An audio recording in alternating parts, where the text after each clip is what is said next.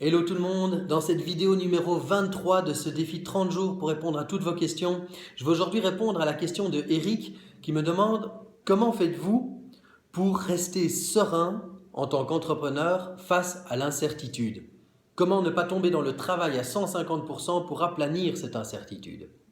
Alors avant de répondre à ça, bonjour à tous, moi c'est Nicolas Devic, je suis entrepreneur, coach, conférencier et cofondateur de la communauté Mindstep. Et dans ce défi 30 jours, je prends le temps de réaliser une petite vidéo par jour pour répondre aux questions que vous me laissez en commentaire ici en dessous des vidéos. Alors allez-y, pensez-y, laissez-moi vos questions pour les 7 jours qui restent.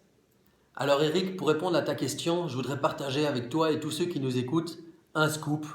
En fait, j'ai la trouille. Non mais vraiment, la sérénité n'est certainement pas quelque chose que j'ai eu l'occasion d'atteindre pour l'instant. Alors c'est peut-être une visée à plus long terme de pouvoir emprunter ce chemin de la sagesse et d'atteindre la sérénité face à l'incertitude et que les émotions négatives glissent sur moi comme sur un kawaii ou sur un imperméable. Mais aujourd'hui, je suis plutôt dans l'excitation qui est liée d'une certaine manière à la peur face à l'incertitude. Le tout en tant qu'entrepreneur, je pense, c'est de pouvoir frôler cette zone qu'on appelle la zone de confort et d'être confortable dans l'inconfort. C'est de pouvoir aller explorer des choses qui sont inconfortables pour nous, qui semblent venir avec des risques et du coup qui amènent de l'incertitude et de pouvoir être confortable avec cette sensation d'inconfort. Et pour moi, la clé est vraiment là. Donc, à la question comment est-ce que je fais pour gérer l'incertitude et rester serein, ben de un, donc je ne suis pas spécialement serein.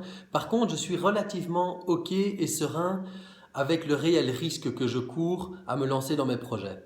J'entends par là que si on prend le temps de comprendre ce qui nous fait peur, en se posant la question par exemple, qu'est-ce qui peut m'arriver de pire si je me lance dans cette aventure? Ben, la réponse est rarement la mort ou le fait de devoir dormir à la rue, de me voir quitté par ma femme, de perdre mes enfants. Et j'ai beau avoir une famille à nourrir, un appartement à payer, et je n'ai pas spécialement un patrimoine derrière moi qui me permette de prendre n'importe quel risque. Par contre, j'ai l'intime conviction que ce que je suis en train de faire est aligné sur qui je suis, que ça a du sens pour moi, que ça semble avoir du sens pour les autres. Et je m'attache vraiment à la croyance que ce que je suis en train de faire va dans la bonne direction et que les risques sont limités. Que ce qui peut m'arriver de pire, c'est finalement de devoir retrouver un emploi par exemple, ou d'avoir des difficultés financières temporairement, le temps de pouvoir rebondir. Et donc être serein par rapport au risque réel qui est pris, oui. Par contre, pour le reste, aujourd'hui, je suis plutôt dans l'excitation et la joie de pouvoir échanger avec vous, de pouvoir me sentir vivant, de me sentir vibrer. Et puis, j'espère que c'est un sentiment que je partage avec vous et que vous partagez avec moi.